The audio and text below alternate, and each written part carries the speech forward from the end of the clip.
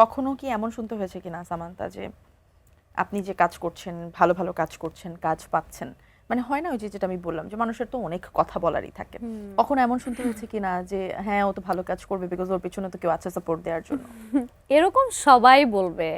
It's like আপনি আপনার নিজের কথা ভাবেন, আপনি যে ভালো কাজ করছেন, আপনাকে নিয়েও আপনি নিজে নিজেই ভাবেন, আমাকে বলতে হবে না। আপনাকে নিয়েও এরকম আপনার কাছের 4-5 জন বন্ধু আর বান্ধবী বলে যে ওর পিছনে ও আছে এর জন্য ও ভালো কাজ করছে, বাট এটা ট্রু না। আপনার যোগ্যতা আছে বিধায় আপনি এখানে বসে আছেন। আচ্ছা, যখন এই ধরনের কথা হয় আসলে তখন কিন্তু যতই আমরা চেষ্টা করি না কেন যে ঠিক আছে রিঅ্যাক্ট করবো না বা এটাকে গায়ে লাগাবো না, বাট মানুষ তো আমরা এন্ড অফ দ্য ডেতে একটু তো আমাদের খারাপ লাগে।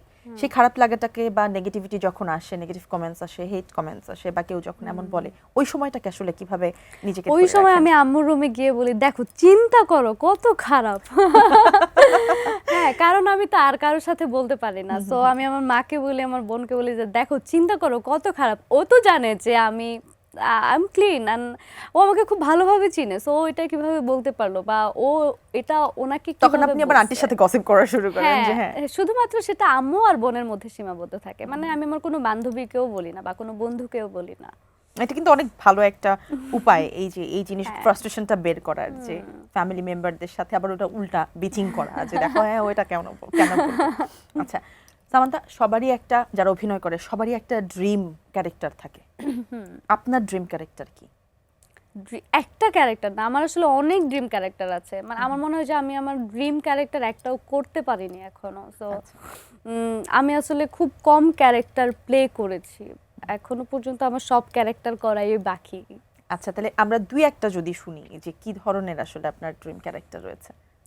দুই একটা এখন আসলে স্পেসিফিক আমি কোনোটাই বলতে চাই না, কারণ হচ্ছে তাহলে আমাকে হচ্ছে ওইরকম শুধু স্ক্রিপ্ট আসতে থাকবে একটার পর একটা, আমি সেটা চাই না। আমি আসলে বিভিন্ন ধরনের স্ক্রিপ্ট পেয়ে কাজ করতে চাই। আচ্ছা, তাহলে যেটা আপনি বলছেন সব ধরনের স্ক্রিপ্টই আসলে ভার্সেটাইল স্ক্রিপ্ট আপনি কাজ করতে চান, সেখান থেকে দেখা যায় যে যেই বিষয়টা আসে, মানে এটাও এগেন ইচ্ছা যে আপনি কি আসলে অভিনয় শিল্পী হতে চান নাকি আপনি নায়িকাই থাকতে চান? আমি অভিনয় শিল্পী হতে চাই। আমি মানে নায়িকা ট্যাগ লাগাতে চাই না, আমি অভিনয় শিল্পী ট্যাগটাই লাগাতে চাই। সেক্ষেত্রে যে কোনো ধরনের চরিত্র আপনার কাছে আসবে, কখনো যদি এমন চরিত্র আসে যেটাতে আসলে ফুল নেগেটিভ, সবসময় আপনাকে রিনা খান সেজে থাকতে হবে এবং ওই চরিত্রটা প্লে করতে হবে? আমি মনে হয় করেছিও। আমার কাছে আসলে চরিত্রর প্রয়োজনে যে কোনো চরিত্র আমি করতে রাজি আছি, কোনো সমস্যা নেই।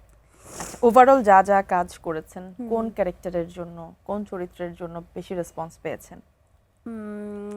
রেসপন্স আসলে তো সবসময় পেতে থাকি, যেমন আমাদের আসলে প্রতিনিয়ত যেহেতু নাটক বের হতে থাকে, অনেক টিভি চ্যানেল আছে, এখন অনেক ইউটিউব চ্যানেল বের হয়েছে, সো রেগুলার অনেক নাটক আসতে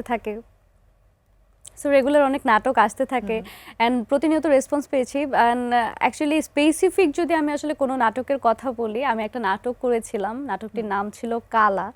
ওই নাটকে আমার অ্যাক্টিং দেখে আমার মানে বাইরের মানুষের কথা তো আমি আসলে বলতে পারি না, বাইরে থেকে রেসপন্স আমি অবশ্যই পেয়েছি, কিন্তু আমি যেটা দেখেছি আমার পাশে বসে আমার মা চোখের পানি এরকম ভাবে মুছতেছিল, সো ওইটা ইনস্ট্যান্ট ফিডব্যাকটা পেয়েছেন? হ্যাঁ, ইনস্ট্যান্ট ফিডব্যাক পেয়েছি।